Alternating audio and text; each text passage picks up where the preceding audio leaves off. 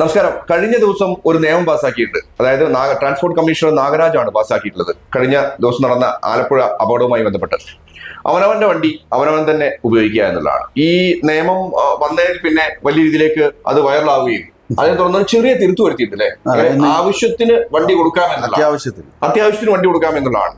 ഇപ്പൊ ഈ അത്യാവശ്യത്തിന് വണ്ടി എങ്ങനെ കൊടുക്കും എന്നുള്ളത് ചിലപ്പം കേസ് എടുത്തതിന്റെ അടിസ്ഥാനത്തിലായിരിക്കും തെളിയിക്കപ്പെടേണ്ടി വരും അല്ലെ.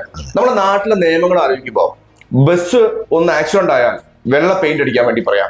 അതുപോലെ തന്നെ എന്താണ് പറയാ, ബോട്ട് മറിഞ്ഞാൽ ബോട്ട് സർവീസ് നിർത്തലാക്കുക. ഏതെങ്കിലും റോഡിലൂടെ പ്രശ്നം ഉണ്ടായി കഴിഞ്ഞാൽ റോഡ് തന്നെ ക്ലോസ് ചെയ്ത് പോവാ. ഇത്തരം രീതിയിലേക്ക് എന്തുകൊണ്ടാണ് ഇത്തരം രീതിയിലേക്ക്? അതായത് നമ്മൾ ശരിക്കും ഇത് ചർച്ച ചെയ്യപ്പെടേണ്ട വിഷയമാണ്. നല്ല റോഡുകളോ തരുന്നില്ല. നല്ല റോഡുകളിൽ പല റോഡുകളും റോഡ് പണി നടന്നുകൊണ്ടിരിക്കുന്ന സാഹചര്യം ഇന്നുണ്ട്. പിന്നെ അതുകൂടെ കൂട്ടിച്ചേർക്കേണ്ട വിഷയം ക്യാമറകൾ അല്ലെ. അനാവശ്യമായി ക്യാമറകൾ വെച്ച് ജനങ്ങളെ ബുദ്ധിമുട്ടിക്കുക. ക്യാമറകൾക്ക് ഒരിക്കലും നമുക്ക് തെറ്റു പറയാൻ കഴിയില്ല. പക്ഷെ ക്യാമറകൾ നല്ലത് തന്നെയാണ്. പക്ഷെ ആവശ്യമില്ലാത്ത രീതിയിലേക്ക്, അതായത് എവിടെയാണ് ഈ ക്യാമറയിൽ പോയി പെടുന്ന ആളുകളെ ഒന്ന് ശ്രദ്ധിച്ചാൽ മനസ്സിലാവും. എവിടെയാണ് ഈ ക്യാമറയിൽ പോയി പെടുന്നത്? അത്യാവശ്യത്തിന് ഓടിയെത്താൻ കഴിയാത്ത രീതിയിലേക്ക് അദ്ദേഹം സ്പീഡ് കൂട്ടേണ്ട ഒരു അവസ്ഥ വരിക അല്ലേ. എന്താണ് വിനോട്ടെ ഈ ഒരു നിയമത്തിനെ കുറിച്ചൊക്കെ പറയാനുള്ളത്? അല്ല, നമ്മൾ ഈ എന്തെങ്കിലും അപകടങ്ങൾ ഉണ്ടാകുമ്പോൾ ഇത്തരത്തിലുള്ള ഒരുതരം പൊട്ട നിയമങ്ങൾ നടപ്പാക്കുന്ന രീതി പലപ്പോഴായി കണ്ടുവന്നിട്ടുണ്ട്.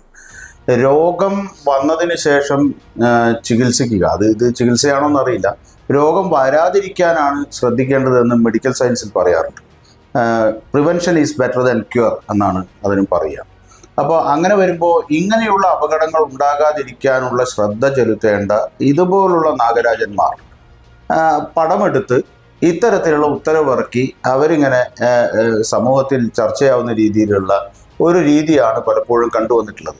നേരത്തെ ബാബു സൂചിപ്പിച്ചു, ബോട്ടപകടം ഉണ്ടായപ്പോൾ ബോട്ട് സർവീസ് തന്നെ നിർത്തലാക്കി. ആ ഒരു വ്യവസായം തന്നെ അടച്ചു പോകുന്ന രീതിയിലേക്ക് പോയി.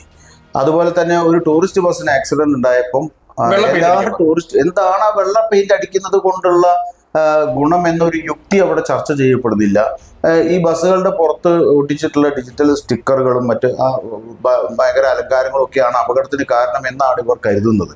ഇന്ന് ദേശീയ തലത്തിൽ തന്നെ വലിയ തോതിൽ ചർച്ച ചെയ്യപ്പെടുന്നുണ്ട്. ഇപ്പോൾ കഴിഞ്ഞ ദിവസം കേന്ദ്ര ഗതാഗത മന്ത്രി നിതിൻ ഗഡ്കരി പറഞ്ഞു, ഇന്ത്യയിലാകെ വലിയ തോതിൽ അപകടങ്ങൾ വർദ്ധിക്കുന്നു. ഇപ്പോൾ ഇന്നലെ സംസ്ഥാന മന്ത്രിയും ഗണേഷ് കുമാറും പറഞ്ഞു വലിയ തോതിൽ അപകടങ്ങൾ വർദ്ധിക്കുന്നു.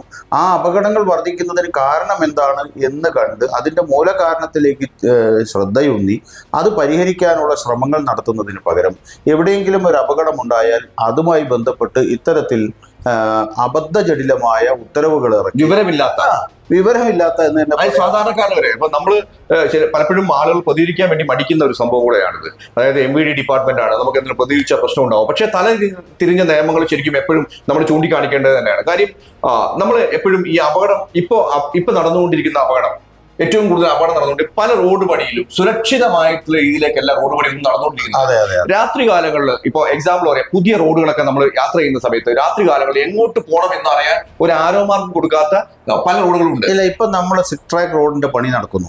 എവിടെയെങ്കിലും ഒരു സ്ഥലത്ത് സ്പീഡ് ലിമിറ്റ് ചൂണ്ടിക്കാണിച്ചിട്ടുണ്ടോ? എവിടെയെങ്കിലും ഉള്ള ഡൈവേർഷനെ സംബന്ധിച്ച് ഒരു 100 മീറ്ററിന് ഇപ്പുറത്ത് വെച്ച് ശ്രദ്ധിക്കപ്പെടുന്ന രീതിയിൽ ഇങ്ങനെ ഡൈവേർഷൻ വരുന്നുണ്ട് ചിലയിടങ്ങളിലൊക്കെ എഴുതി വെച്ചിട്ടുണ്ട്. പക്ഷെ അത് അടുത്തെത്തുന്ന സമയത്താണ് നമുക്ക് കാണാൻ കഴിയുന്നത്. പലപ്പോഴും ഒരു ട്രാക്കില്ല, റോഡുകളിൽ ഒന്നും വെളിച്ചമില്ല. ഈ പറയുന്ന തരത്തിൽ ഏത് തരം ആവശ്യമാണോ അതിനനുസരിച്ചുള്ള വേഗത്തിൽ ഓടുന്ന വാഹനങ്ങൾ എന്ന് പറഞ്ഞാൽ ഒരു ക്രമീകരണവും ഇല്ലാതെ ഒരു ട്രാക്കിൽ ഇത്ര വേഗത്തിൽ പോകാം, അല്ലെങ്കിൽ ഈ രീതി ട്രാക്ക് തന്നെ ഇല്ലാതെ അങ്ങനെ ഒരു വേഗതാ ക്രമീകരണം പോലും നടത്താൻ കഴിയാതെ എവിടേക്കാണ് ഡൈവേർഷൻ എന്ന് പോലും പറയാൻ പറ്റാത്ത രീതിയിലുള്ള റോഡ് പണിയാണ് നടന്നുകൊണ്ടിരിക്കുന്നത്. അങ്ങനെയുള്ള ഒരു ട്രാഫിക് സമ്പ്രദായം നാട്ടിൽ നിലനിൽക്കുന്ന സമയത്ത് ഒരാളുടെ വാഹനം മറ്റൊരാൾ ഓടിക്കുന്നതാണോ പ്രശ്നം?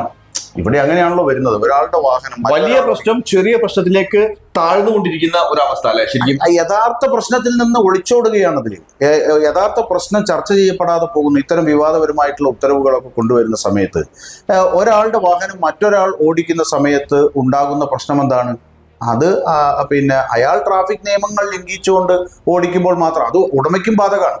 ഓടിക്കുന്ന ഡ്രൈവർ X or Y, അത് ഉടമയാകട്ടെ അതല്ലെങ്കിൽ മറ്റൊരാളാകട്ടെ, ഇതെന്താ റേഷൻ കാർഡാണോ? ഇത് കൈമാറാൻ പാടില്ല, മറ്റൊരാൾക്ക് കൊടുക്കാൻ പാടില്ല എന്ന് പറഞ്ഞിട്ടാണോ നമ്മൾ വാഹനം വാങ്ങുന്നതും പിന്നെ RC ബുക്കിൽ അങ്ങനെ മറ്റൊരാൾക്ക് ഓടിക്കാൻ കൊടുക്കരുത് എന്ന് പറയുന്ന നിയമമൊന്നും രാജ്യത്ത് ഇതുവരെ നിലവിലില്ല. അല്ല, അതിലും വേറെ തലതിരിഞ്ഞ നിയമം വേറെ ഉണ്ട്. അതായത് ഒരു വണ്ടി RC ഓണറെ ചേഞ്ച് ചെയ്യാൻ വേണ്ടി കൊടുത്താൽ തന്നെ മാസങ്ങൾ എടുക്കുവാണ് ഈ സാധനം കിട്ടാൻ. അത് നമ്മൾ അതൊക്കെ എടുത്തു പറയേണ്ടതുണ്ട്. അതായത് ആരെയും കുറ്റം പറയുന്നതല്ല, പക്ഷെ നമ്മൾ നിയമം പാസ്സാക്കുമ്പോൾ അതാത് ഡിപ്പാർട്ട്മെന്റുമായി ഈ നിയമം പാസ്സായി കഴിഞ്ഞാൽ എത്രയേറെ ജനങ്ങൾക്ക് പ്രശ്നങ്ങൾ ഉണ്ടാവും എന്നുള്ളത് ഇപ്പോഴും RC ബുക്ക് കിട്ടാത്ത ഒരുപാട് ആളുകളുണ്ട്. ഇപ്പൊ ഞാൻ പുതിയ വണ്ടി എടുത്ത ആളാണ്, എനിക്ക് RC ബുക്ക് ഇതുവരെ കിട്ടിയിട്ടില്ല. അതായത് മാസങ്ങളായി എടുത്തിട്ട്.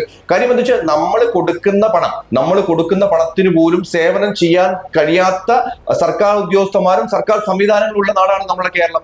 അത് നമുക്ക് എടുത്തു പറയേണ്ട വിഷയമുണ്ട്. കാര്യം നമ്മൾ ആരെയും കുറ്റപ്പെടുത്താൻ വേണ്ടിയിട്ടല്ല, ഒരു നിയമം ചെയ്യുമ്പോൾ, ഒരു നിയമം നടപ്പിലാക്കുമ്പോൾ പ്രത്യേകിച്ച് ഒരു കാര്യം കൂടെ എടുത്തു പറയേണ്ടതുണ്ട്. നവംബർ ഡിസംബർ മാസത്തിൽ ഒരുപാട് അയ്യപ്പ ഭക്തന്മാർ യാത്ര ചെയ്യുന്ന സമയമാണ്.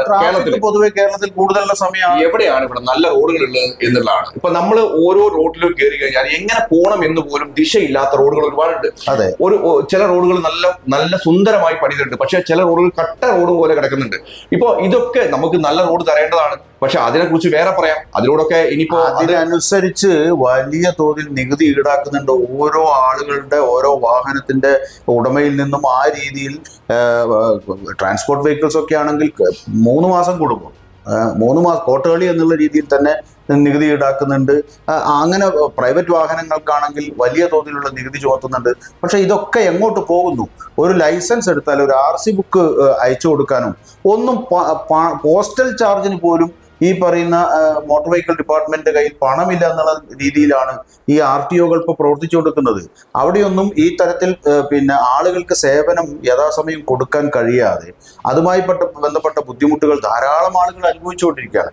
അതിന്റെ കൂടെയാണ് നേരത്തെ ബാബു പറഞ്ഞതുപോലെ ഇതെല്ലാം ഉപയോഗിക്കുന്നത് എന്തിനു വേണ്ടിയാണ്? കൃത്യമായ റോഡ് സർവീസ്, നല്ല റോഡുകൾ ഈ ഗതാഗതത്തിന് യാത്രക്കാർക്ക് ഒരുക്കി കൊടുക്കേണ്ട ഉത്തരവാദിത്വം കൂടി ഈ പറയുന്ന ഉദ്യോഗസ്ഥർക്കുണ്ട്.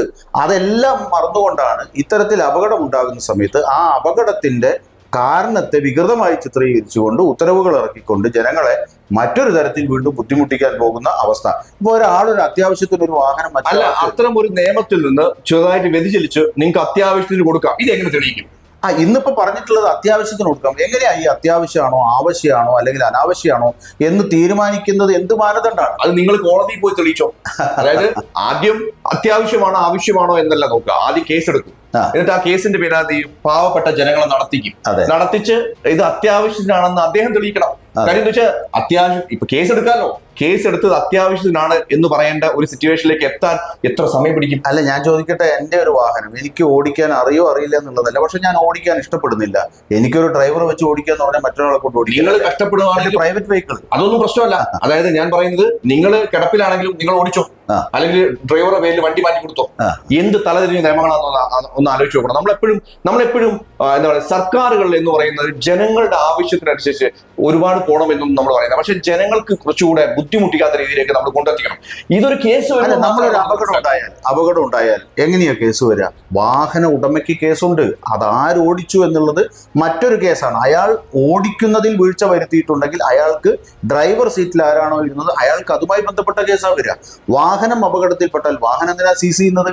വാഹനത്തിന്റെ എന്തിനാണ് ഈ പറയുന്ന അത് പിന്നെ കേസിൽ പ്രധാന കക്ഷിയാകുന്നത്?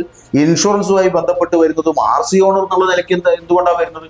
അപ്പൊ ഇത് RC ഓണർ എന്ന് പറയുന്ന ഒരാളാണ് യഥാർത്ഥത്തിൽ വാഹനത്തിന്റെ ഉടമ എന്നുള്ള നിലയ്ക്കുള്ള കുറ്റം ഏറ്റെടുക്കേണ്ടത്. ഓടിക്കുന്നയാൾ X or Y, അത് സ്വന്തം നിലയിലാണെങ്കിലും ഡ്രൈവറെ വെച്ച് ഓടിക്കുകയാണെങ്കിലും മറ്റൊരു സുഹൃത്തിന്, ഇപ്പം 4 പേർ കൂടി ഒരു വാഹനത്തിൽ പോകുമ്പോൾ ചിലപ്പോൾ കുറെ ദൂരം ഓടിച്ചാൽ തൊട്ടടുത്തുള്ള സുഹൃത്ത് ഓടിക്കട്ടെ അല്ലെങ്കിൽ ഓടിക്കാൻ പറയും. അങ്ങനെ അങ്ങനെയല്ലേ ദീർഘദൂര യാത്രകളൊക്കെ നടക്കുന്നത്. അപ്പൊ ഇതൊന്നും അറിയാത്തയാളാണോ ഈ നാഗരാജു? അപ്പൊ ഇങ്ങനെ എന്തെങ്കിലും പറയുക, എന്നിട്ട് അതിന്റെ പുറത്ത് വിവാദങ്ങൾ ഉണ്ടാക്കുക. പക്ഷെ ഈ നാഗരാജ് എവിടുത്തെ ആളാന്ന് നമുക്കറിയില്ല. അപ്പൊ അന്യ സംസ്ഥാനങ്ങളിലൊക്കെ ഹെൽമെറ്റ് പോലും ഇല്ലാതെ, സീറ്റ് ബെൽറ്റ് പോലും ഇല്ലാതെയാണ് പലപ്പോഴും യാത്ര ചെയ്യുന്നത്. എന്ത് നിയമം, കേന്ദ്ര നിയമം, അത് എന്തായാലും പിണറായി സർക്കാരിന് വലിയ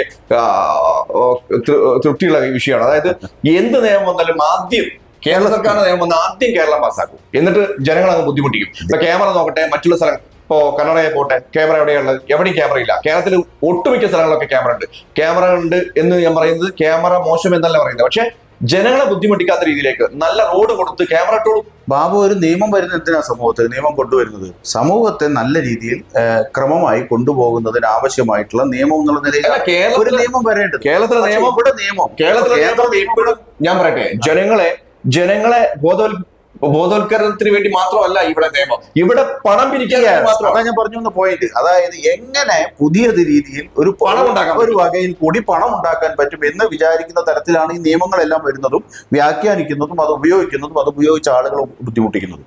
അപ്പൊ ഈ പണം ഉണ്ടാക്കാൻ പുതിയ വഴികൾ തേടുക, അതിന് ഏറ്റവും എളുപ്പമുള്ള മാർഗമായിട്ട് ഈ പറയുന്ന മോട്ടോർ വെഹിക്കിൾസ് ഡിപ്പാർട്ട്മെന്റും അതുപോലെ തന്നെ ഈ റോഡ് ഗതാഗതവും ട്രാഫിക്കുമായിട്ട് ബന്ധപ്പെട്ട നിബന്ധനകളും ഒക്കെ വരികയാണ്. ജനങ്ങളെ വലിയ തോതിൽ ബുദ്ധിമുട്ടിക്കുക, അതിനനുസരിച്ചുള്ള ഒരു സർവീസ് ഈ പറയുന്ന വർദ്ധിച്ച തോതിൽ കേരളത്തിലെ റോഡുകൾക്ക് താങ്ങാവുന്നതിലധികം വാഹനങ്ങൾ കേരളത്തിൽ ഇറങ്ങുന്നുണ്ട് എന്നറിയാത്തവരല്ല MVDയിൽ ഇരിക്കുന്ന ആളുകൾ.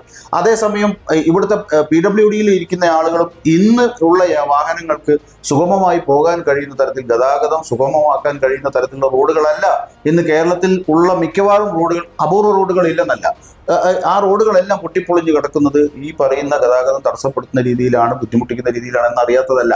പക്ഷേ ഈ നികുതി പണം ഇങ്ങനെ കളക്ട് ചെയ്യുന്ന പല തട്ടിലായി പല രീതിയിലായി നികുതി പണം സമാഹരിക്കുന്ന പണം എവിടേക്ക് പോകുന്നു, എന്തിന് ചെലവഴിക്കുന്നു എന്നത് വലിയ ക്വസ്റ്റ്യനാണ്. ട്രാക്കുകളില്ലാത്ത എന്നോ ട്രാക്കുകൾ വരച്ച റോഡുകൾ, ഈ ട്രാക്ക് എന്ന് പറയുന്നത് ദീർഘദൂര യാത്രയിൽ വേഗതയിൽ പോകുന്ന സമയത്ത് വളരെ പ്രധാനപ്പെട്ടതാണ്.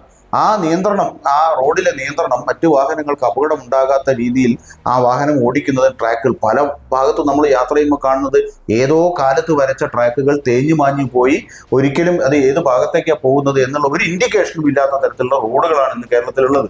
അപ്പൊ ഇങ്ങനെയൊക്കെയുള്ള അടിസ്ഥാന പ്രശ്നങ്ങൾ നിലനിൽക്കുമ്പോഴാണ് അതൊന്നും ശ്രദ്ധിക്കാതെ ഒരു അപകടത്തിന്റെ വാലിൽ തൂങ്ങി ഇത്ര നിയമങ്ങൾ പാസ്സാക്കുന്നത്. അതായത് നമ്മളിപ്പം ഈ വിഷയത്തെ കുറിച്ച് വളച്ചൊടിക്കുന്നതല്ല, ഈ വിഷയം അത്യാവശ്യ രീതിയിലേക്ക് പ്രതിഷേധം വന്ന സമയത്ത് ആവശ്യത്തിന് കൊടുക്കാമെന്ന് പറഞ്ഞാൽ ആവശ്യത്തിന് കൊടുത്താൽ നിങ്ങളുടെ പേരിൽ കേസെടുത്ത് നിങ്ങൾ ആവശ്യത്തിന് കൊടുത്താണെന്ന് തെളിയിക്കണം. അതെങ്ങനെയാ എന്ന് വെച്ച് കഴിഞ്ഞാൽ നിങ്ങൾ വക്കീലിനൊക്കെ വെച്ച് അത്യാവശ്യം നിങ്ങളുടെ കയ്യിൽ നിന്ന് കുറച്ച് പൈസ ഒക്കെ പൊട്ടി പണമൊക്കെ പൊട്ടി അത് തെളിയിക്കേണ്ടി വരും.